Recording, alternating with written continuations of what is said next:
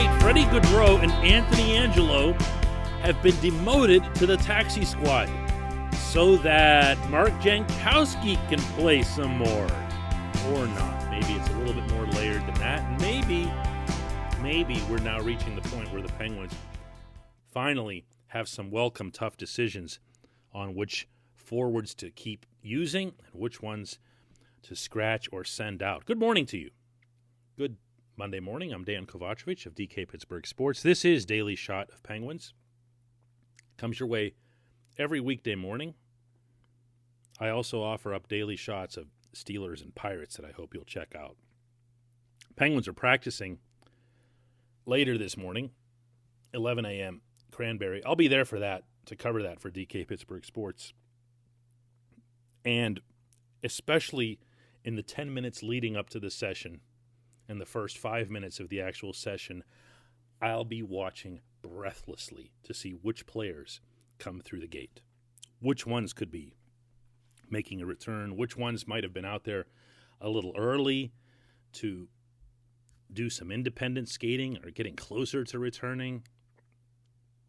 That's what happens when you have a team that's got a bunch of injuries. That's the way you handle practice. You're just watching for who's wearing the caution jerseys and the non-caution jerseys, who does what with the skills coach, who participates in which drills, what are the line combinations, and all that other stuff. Teddy Bluger looks like he's getting ready to come back.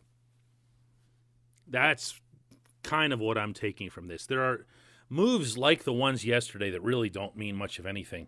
The Penguins are tight up against a salary cap, and there's certain things that they can do by moving guys to taxi squads or to Wilkes-Barre where they go back and forth, and it saves X amount of dollars, not to be cheap, but to stay under the cap as much as possible to allow for maximum flexibility when it comes to trade time. I don't believe for a second anyone has soured on either Gaudreau or Angelo. I do believe that the coach likes Jankowski increasingly more than he did about a month or so ago, and that's fair. Jankowski's been better, and Jankowski's also a member of the penalty kill. Never underestimate the latter when it comes to making lineup decisions. But the more fun lineup decisions come from mapping out lines. And once you start doing that, and you start seeing which players you like, which players you want to keep in the lineup, you see that it's getting tough. And we're going to give that a shot today. This portion of Daily Shot of Penguins is brought to you by Fubo TV. The monthly cost of your cable bill, as I don't have to tell you, is over $200 on average. Fubo TV is $65 a month, has all the same channels. You don't pay for DVR, you don't pay for installation. There actually isn't installation. Fubo TV now also has AT&T Sportsnet Pittsburgh, which means you can watch all Penguins and all Pirates games. Zero risk to try it out. No contracts, cancel anytime. And best of all, for listening to this fine program, Fubo TV is offering listeners a 7-day free trial and 15% off your first month. All you have to do is go to FuboTV.com/DK. See, I told you it was for us. One more time, it's FuboTV.com/DK to get 15% off your first month. All right, first line is the first line. I'm not messing with that. If anybody had any doubts about the first line, the way they've performed collectively, meaning, of course, Sidney Crosby, Brian Rust, and Jake Gensel, in Evgeny Malkin's absence, should have buried those doubts 7 feet deep. Second line, I'm going with Malkin between Kasperi Kapanen and Jared McCann. Did you hear how I didn't hesitate on that last one? Jared McCann, not Jason Zucker. I don't have a problem with Zucker. In fact, I thought there were times late in the regular season last season that Zucker and Malkin fit together pretty nicely. I don't care. McCann has elevated his game to where he belongs in the top 6. and putting him somewhere where he would just take it as a demotion. Or I mean, he's a good kid. He's not going to go powder or anything. But I don't like holding back someone who's rising up. Is that a better way of phrasing it? So you've got your Bluger, Aston Reese, and Tanev line, unless the coaches saw something they liked while either Teddy or Tanev has been out. And I'd really, really be surprised by that. I understand Goodrow fit there well and everything, but I wouldn't be doing anything like that. Those guys belong together. They're so effective defensively, checking the other team's top line. That is, whenever you're not playing Boston and Sullivan insanely matches Sid against Boston's top line, and it never goes well. But you need one more line. And you can just say, all right, well, here's my line are going to be the three players that I like the most out of what's left. And you're going to say Goodrow, Zucker, and Angelo. The problem with that is that the composition of that line almost certainly will be made up based on penalty killing. Sullivan has told me himself that when he shows up to work the morning of a game, the first thing he and his assistant coaches discuss is who are the penalty killers, because they need to fill out those slots. It's usually 6 slots. Now, if you want to go ahead and try more of this Sid on the PK stuff, I'm all right with that. I just don't want Sid blocking shots. If you tell Sid, look, you can be out there and you can be a threat for another shorty like the one he had the other day in Boston, that's great. I don't want you lying down in front of lasers. But Sid's a little bit too competitive for that, and I'd be surprised if he'd go along with something like that. So you're looking for PK guys. And in addition to the 3 players I just mentioned, the other ones in the mix would be Evan Rodriguez, Mark Jankowski, Sam Lafferty. It's a whole 5th line, if you will. They have 6 players. And I'm not even getting into the Radim Zohornas and so forth. They have 6 players for 3 spots when everyone's healthy. A complete extra line. My own choices here would be Rodriguez, because he's right-handed and you can't just have all lefties on the draws. The coach deserves to have someone on the rink. I would argue needs to have someone on the rink for when the game comes down to some massive situation and you've got a draw on the right side of the rink and you're going up against another centerman that you know doesn't beat righties. That's got to be in his arsenal, meaning the coaches.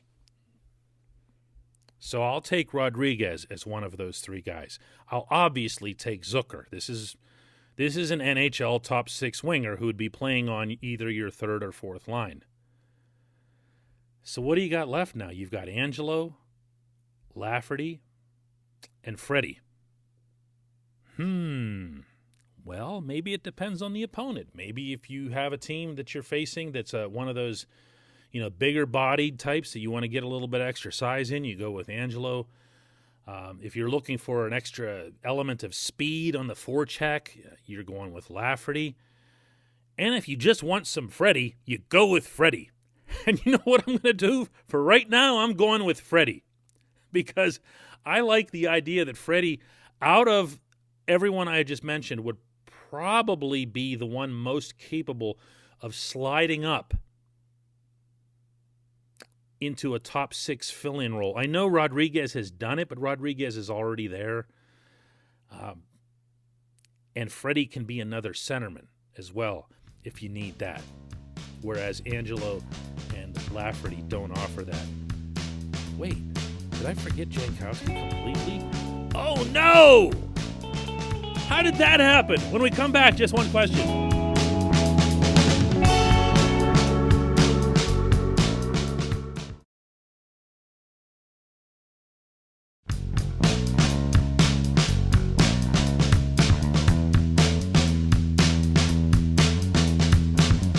Welcome back. It's time for Just One Question, and that's brought to you by the the good people at the Greater Pittsburgh Community Food Bank, where they are committed to providing food for all of our neighbors in need across Western Pennsylvania. If you'd like to help, and you really can help, because $1 is all it takes to provide 5 full meals, $1 for 5 meals, go to pittsburghfoodbank.org. And spell it out, too. There's no PGH or anything. pittsburghfoodbank.org. Today's question comes from Kevin, who asks, DK, you could make the argument that Cody Ceci has been the Penguins' best and most consistent defenseman this season. What has changed in his game to get him to the level he's playing at now? Most thought nothing of his signing when it occurred. The guy deserves a ton of credit for his play this season. I couldn't agree more strongly with everything, including your strong statement about Ceci being the Penguins' most consistent defenseman. That doesn't mean necessarily that he's been their best. That's been Chris Letang. It doesn't mean that he's been tops in any other categories necessarily. But other than one game, the very first one in Philadelphia, in which, it's kind of understandable, new coach, new system, new everything, that maybe he'd take a little bit of time to figure out what's going on. Other than that, his performance has been just a straight, flat line across, and I say that in the positive sense. What went wrong before is probably a more telling thing to discuss, though, than what you're bringing up about what raised his level.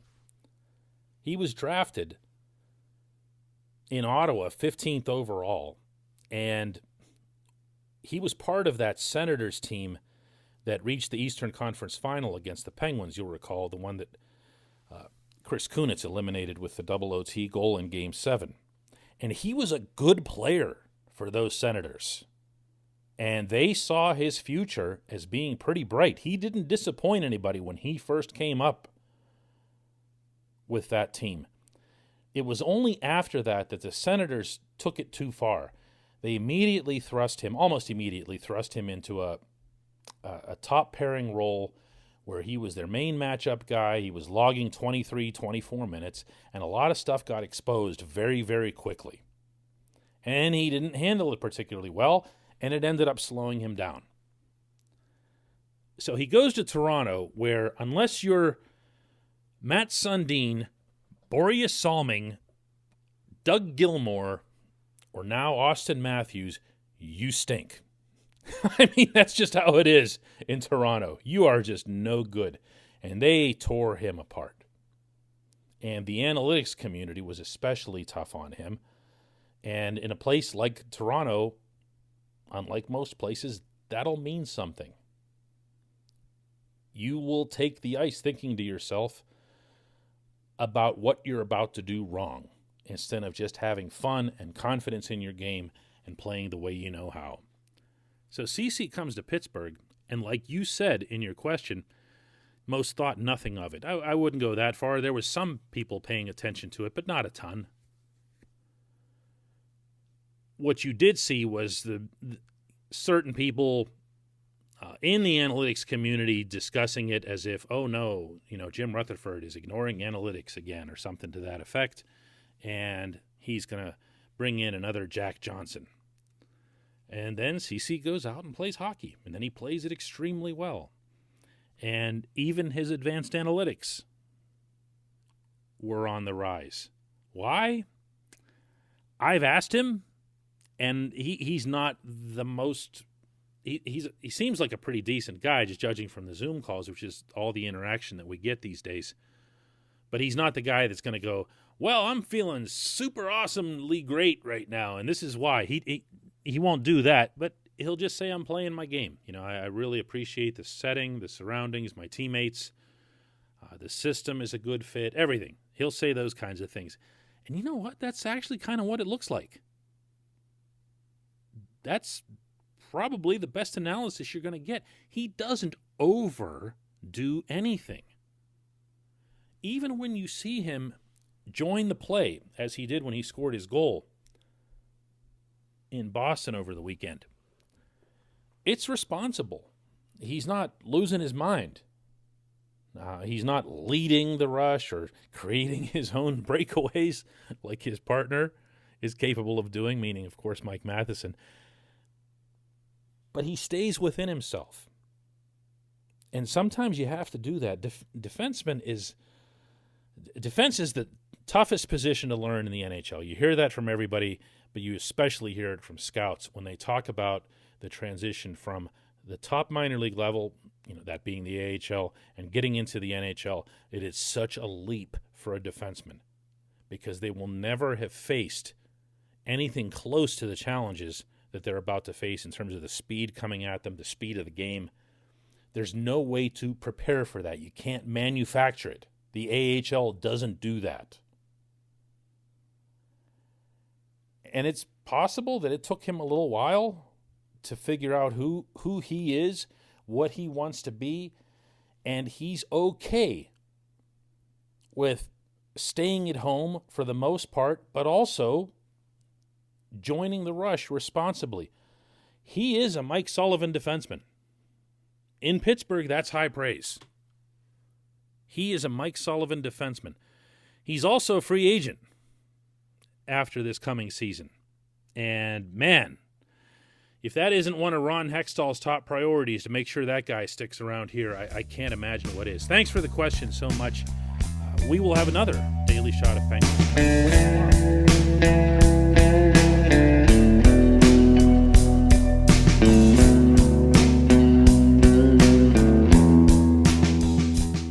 At Point Park University, in the heart of downtown Pittsburgh, they understand there's no substitute for real-world experience and career-building connections. Their innovative curriculum engages students with distinctive experiential learning opportunities. Point Park's pioneering co-op program empowers qualified students to work in full-time, paid positions with their corporate partners while earning college credits. Visit pointpark.edu/works to learn more. Career ready. That's the point. Point Park University. Your front door, your car, your gym locker, your gun. Safety is a habit. Learn more about how to keep guns safe and secure. Visit projectchildsafe.org.